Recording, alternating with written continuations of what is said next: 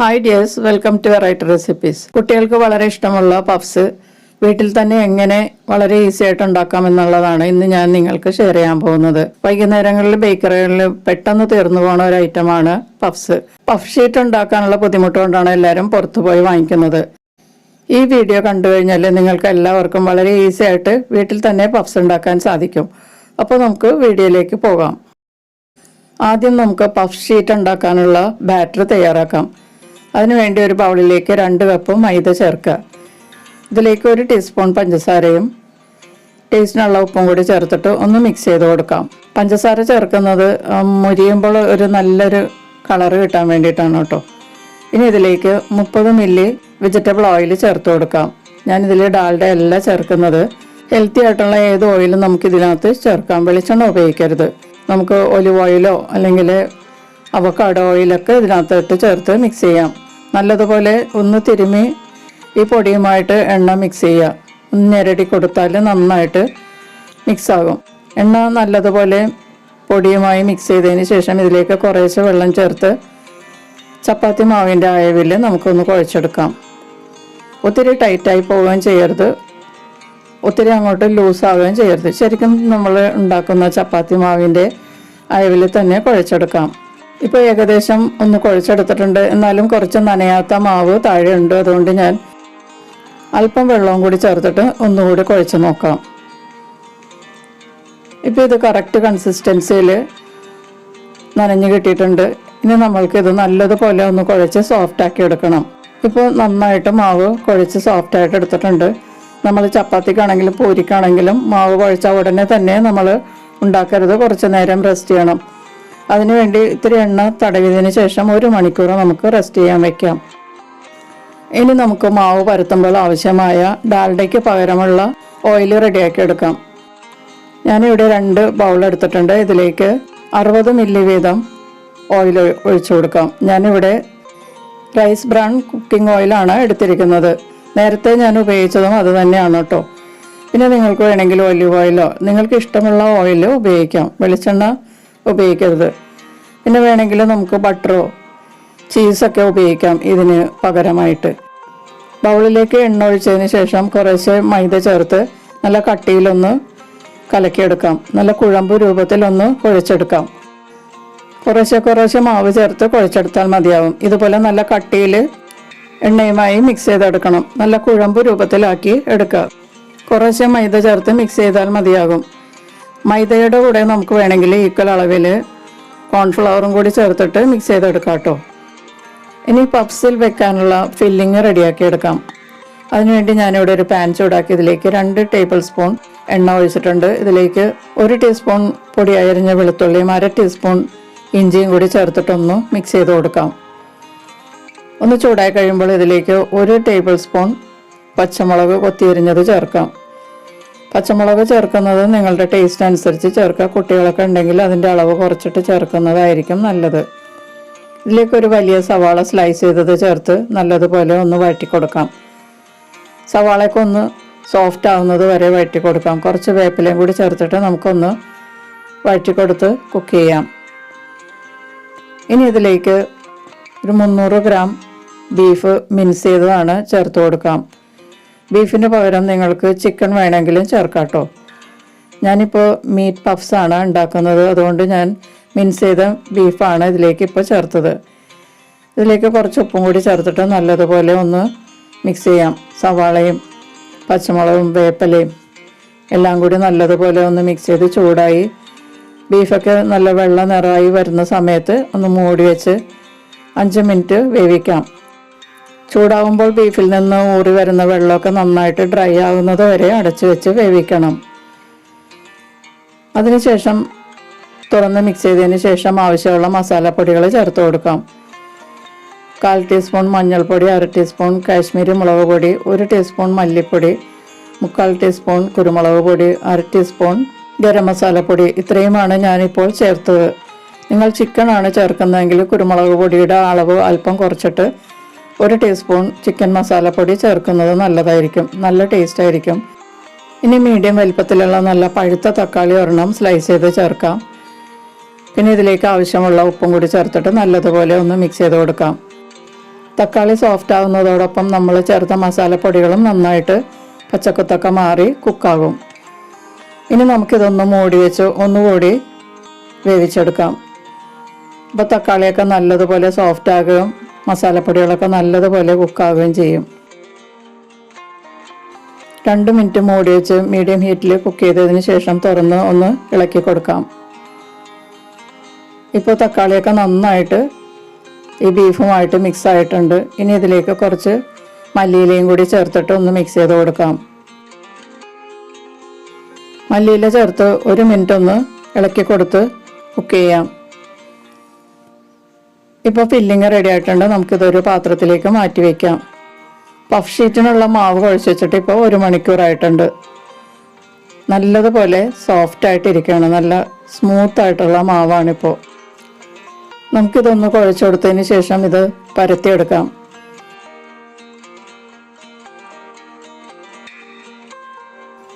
നമുക്ക് ഈ പാത്രം ഒന്ന് മാറ്റി വെച്ചിട്ട് ഈ പലകയും കൂടി നമുക്ക് ഇവിടെ നിന്ന് മാറ്റാം. എന്നിട്ട് ഈ കൗണ്ടർ ടോപ്പിലിട്ടാണ് നമ്മൾ പരത്തേണ്ടത്.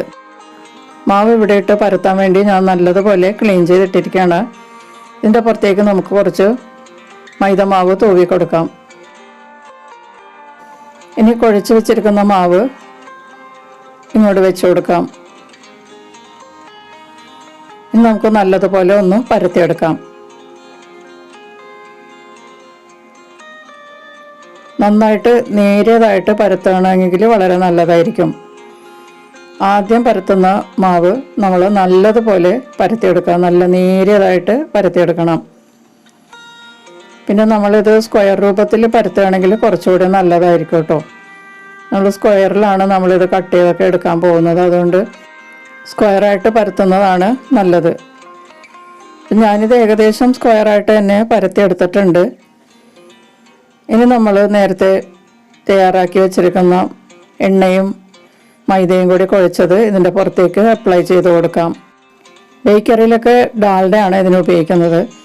നമ്മളിപ്പോൾ തയ്യാറാക്കി വെച്ചിരിക്കുന്ന ആ കുഴമ്പ് രൂപത്തിലുള്ള മിശ്രിതം ഇട്ട് കൊടുക്കാം. ഇതും ശരിക്കും ഡാൽഡ പോലെ തന്നെയാണ് ഇരിക്കുന്നത്. പകരം വേണമെങ്കിൽ നമുക്ക് ചീസും ഉപയോഗിക്കാം കേട്ടോ.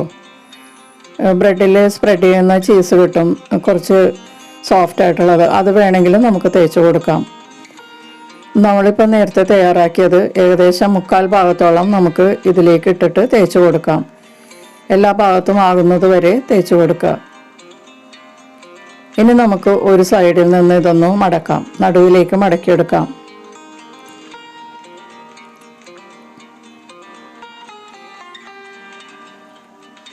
ഇതിൻ്റെ ഫോൾഡിങ്ങും ഇമ്പോർട്ടൻ്റ് ആണ് കേട്ടോ. ഇതൊക്കെ നേരെ വന്നാൽ മാത്രമേ ആ ലെയർ നമുക്ക് കിട്ടുള്ളൂ. ഇനി നമുക്ക് ഇതിൻ്റെ പുറത്തേക്കും ബാക്കി വന്നതിൽ കുറച്ച് തേച്ച് കൊടുക്കാം. ഇവിടെ തേക്കേണ്ട ആവശ്യമില്ല. മറ്റേ സൈഡ് മടക്കുമ്പോഴേക്കും അതിൽ ഇതിൻ്റെ അംശം ഉണ്ടെങ്കിലും ഇത് ബാക്കി കുറച്ച് കൂടുതലുള്ളതുകൊണ്ട് ഞാൻ ഇതിൻ്റെ പുറത്തേക്ക് തേച്ച് കൊടുക്കുകയാണ്. അപ്പോൾ നല്ല ലെയർ നന്നായിട്ട് തെളിഞ്ഞു കാണും. ഇനി മറ്റേ സൈഡിൽ നിന്ന് നമുക്ക് മടക്കാം. ഇതുപോലെ മടക്കിയെടുക്കുക. ഇവിടെയും നമുക്ക് മൈദയും എണ്ണയും കൂടിയുള്ള കുഴമ്പ് കുറച്ച് ഇവിടെ തേച്ച് കൊടുക്കാം. തേച്ച് കൊടുക്കുമ്പോൾ നന്നായിട്ട് എല്ലായിടത്തും ആകത്തക്ക വിധം തേച്ച് കൊടുക്കണം.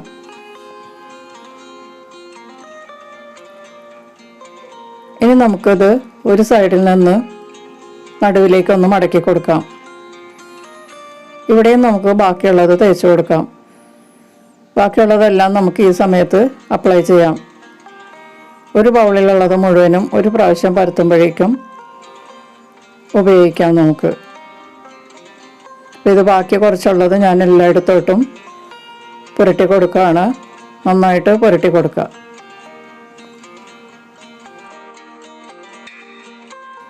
ഇനി മറ്റേ അരികിൽ നിന്നും കൂടി നമുക്ക് ഫോൾഡ് ചെയ്തെടുക്കാം.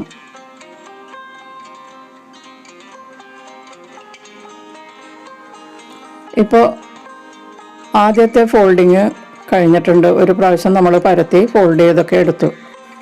ഇതിപ്പോൾ നല്ല സ്ക്വയർ രൂപത്തിൽ വന്നിട്ടുണ്ട്. നമുക്കിനി ഇത് ഒരു പ്ലാസ്റ്റിക് കവറിലോ അല്ലെങ്കിൽ ഒരു കണ്ടെയ്നറിലോ ആക്കിയിട്ട് ഫ്രിഡ്ജിൽ ഒരു 15 അല്ലെങ്കിൽ 20 മിനിറ്റ് തണുപ്പിച്ചെടുക്കാം. ഫ്രീസറിൽ വെക്കരുത്. താഴത്തെ ഭാഗത്ത് നല്ല തണുപ്പുള്ള ഭാഗത്ത് വെച്ചാൽ മതിയാകും. നമുക്കിതൊന്ന് മടക്കി ഫ്രിഡ്ജിൽ വെച്ചിട്ട് 20 മിനിറ്റിന് ശേഷം എടുക്കാം. 20 മിനിറ്റിന് ശേഷം ഞാനത് വീണ്ടും പുറത്തെടുത്തിട്ടുണ്ട്.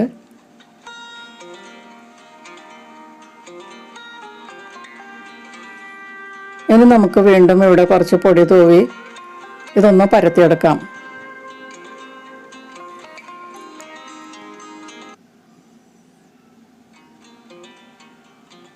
നേരത്തെ നമ്മൾ പരത്തിയതുപോലെ തന്നെ പരത്തിയെടുക്കാം. നല്ല സ്ക്വയറായിട്ട് പരത്തിയാൽ വളരെ നല്ലതാണ്. ഇപ്പോൾ ഇത് നമുക്ക് പരത്താൻ കുറച്ച് എളുപ്പമായിരിക്കും. നമ്മൾ സ്ക്വയർ രൂപത്തിൽ മടക്കി വെച്ചിരുന്നത് കൊണ്ട് സ്ക്വയറായി തന്നെ നമുക്ക് പരത്തിയെടുക്കാം.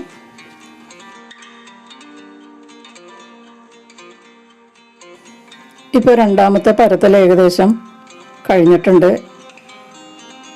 സ്ക്വയറായിട്ട് തന്നെ ഞാൻ ഏകദേശം പരത്തിയെടുത്തിട്ടുണ്ട്. ഇനി നമ്മൾ നേരത്തെ ചെയ്തതുപോലെ തന്നെ രണ്ടാമത്തെ ബൗളിൽ നമ്മൾ കുഴച്ച് വെച്ചിരിക്കുന്ന ആ കുഴമ്പെടുത്ത് ഇതിലേക്ക് തേച്ച് കൊടുക്കാം. നേരത്തെ ചെയ്തതുപോലെ തന്നെ നമുക്ക് ഈ പരത്തി വെച്ചിരിക്കുന്ന മാവിൻ്റെ പുറത്തേക്ക് നല്ലതുപോലെ പുരട്ടി കൊടുക്കാം.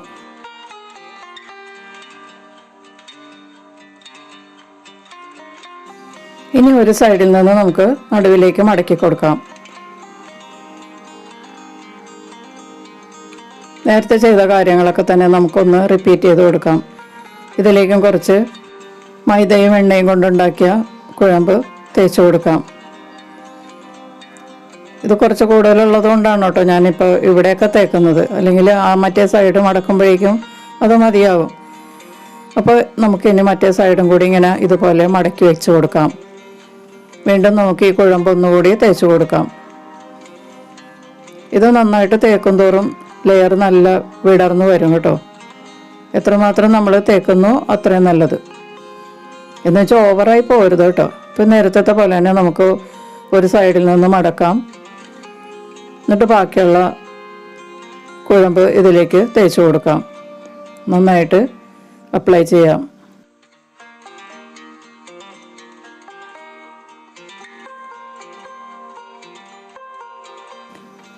മറ്റേ അറ്റവും കൂടി നമുക്ക് മടക്കിയെടുക്കാം. അപ്പോൾ വീണ്ടും നമ്മൾ സ്ക്വയർ രൂപത്തിൽ ഇതുപോലെ ഫോൾഡ് ചെയ്തെടുത്തിട്ടുണ്ട്. നമ്മൾ നേരത്തെ ചെയ്തതുപോലെ തന്നെ വീണ്ടും നമുക്ക് ഒന്ന് റാപ്പ് ചെയ്ത് ഫ്രിഡ്ജിൽ വെക്കാം.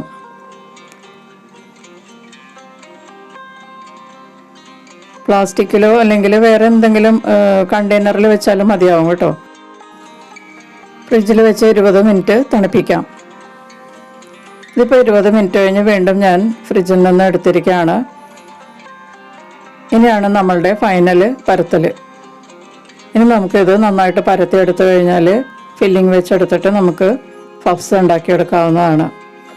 അപ്പോൾ ഞാൻ കൗണ്ടർ ടോപ്പിലോട്ട് കുറച്ച് പൊടി തൂകിയതിന് ശേഷം വീണ്ടും ഇത് നന്നായിട്ടൊന്ന് പരത്തിയെടുക്കാം. നേരത്തെ ചെയ്തതുപോലെ തന്നെ നല്ല സ്ക്വയറാക്കി പരത്തിയെടുക്കാം. അപ്പോൾ നമ്മളുടെ ഫൈനൽ പരത്തൽ കഴിഞ്ഞിട്ടുണ്ട്. ഒരു 1/4 ഇഞ്ച് കട്ടിയിൽ വേണം കേട്ടോ ഇത് പരത്തിയെടുക്കാനായിട്ട്. ഇനി അരികൊക്കെ ഒന്ന് ലെവൽ ചെയ്യാം. കട്ട് ചെയ്ത് മാറ്റണം.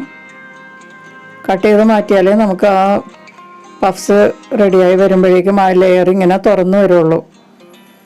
അതുകൊണ്ട് അരികെല്ലാം 4 സൈഡിൽ നിന്നും നമുക്ക് ഒന്ന് കട്ട് ചെയ്ത് മാറ്റാം.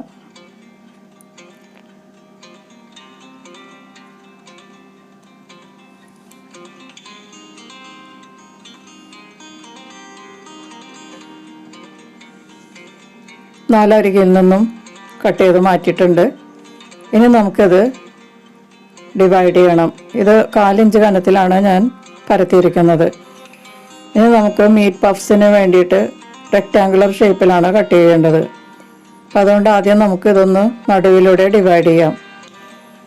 അതിനുശേഷം നമുക്ക് വീണ്ടും ഇത് മിഡിലിൽ തന്നെ ഡിവൈഡ് ചെയ്തെടുക്കാം. ഇത് ഓരോന്നും വീണ്ടും മിഡിലൊന്ന് കട്ട് ചെയ്തെടുത്താൽ നമുക്ക് 8 റെക്റ്റാങ്കുലർ ഷേപ്പിലുള്ള ഷീറ്റ് കിട്ടും. ഇനി ഇതെല്ലാം ഒന്ന് വിടിവിച്ച് മാറ്റി വയ്ക്കണം. ചിലപ്പോൾ ഒട്ടിയിരിക്കുകയായിരിക്കും. അപ്പോൾ അതൊക്കെ ഒന്ന് വിടിവിച്ച് വയ്ക്കാം. ഇനി നമുക്ക് ഫില്ലിങ് വെച്ച് കൊടുക്കാം. ഞാൻ ഫില്ലിങ് ഒരു പാത്രത്തിലോട്ട് മാറ്റിയിട്ടുണ്ടായിരുന്നു. ബീഫ് കൊണ്ട് നമ്മൾ തയ്യാറാക്കിയ ഫില്ലിങ് ആവശ്യത്തിന് ഇതിലേക്ക് വെച്ച് കൊടുക്കാം.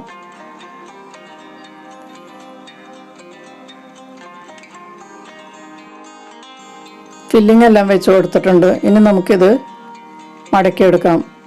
മടക്കിയെടുക്കുമ്പോൾ ഒരു സൈഡിൽ നിന്ന് ഇങ്ങനെ മടക്കിയതിന് ശേഷം അറ്റം ഒട്ടിക്കരുത്. നമ്മൾ ഫില്ലിങ്ങിൻ്റെ തൊട്ടടുത്ത് വെച്ചൊന്ന് കൈ കൊണ്ടൊന്ന് പ്രസ് ചെയ്ത് കൊടുത്താൽ മതിയാകും. അല്ലെങ്കിൽ ഒരു ഫോർക്ക് ഉപയോഗിച്ച് അവിടെ ഒന്ന് പ്രസ് ചെയ്ത് കൊടുത്താൽ മതി. അറ്റം ഒട്ടിക്കരുത്. അറ്റം കൂട്ടി ഒട്ടിച്ചു കഴിഞ്ഞാൽ ലെയർ വിട്ട് കിട്ടില്ല. നമ്മൾ ബേക്ക് ചെയ്യണ സമയത്ത് അത് ജോയിൻ്റ് ആയി പോകും. അപ്പോൾ ഇതുപോലെയാണ് ഒട്ടിച്ചെടുക്കേണ്ടത്. അപ്പോൾ ഞാനതെല്ലാം ഒട്ടിച്ചെടുത്തിട്ടുണ്ട്. അരികെ ജോയിൻ ചെയ്യാതെ നമ്മൾ ഇതുപോലെ ഒട്ടിച്ചെടുക്കുക. അപ്പോൾ 8 എണ്ണം ഞാൻ സ്റ്റഫ് ചെയ്ത് ഫോൾഡ് ചെയ്ത് എടുത്തിട്ടുണ്ട്. ഇനി നമുക്കിത് ബേക്ക് ചെയ്യണ പാത്രത്തിലേക്ക് മാറ്റാം. ഞാനൊരു ഗ്രില്ല് ചെയ്യുന്ന ട്രേ ആണ് എടുത്തിരിക്കുന്നത്. ഇതിൽ 4 എണ്ണമേ ഇരിക്കുള്ളൂ. ഇതിലേക്ക് നമുക്ക് 4 എണ്ണം വെച്ച് കൊടുക്കാം.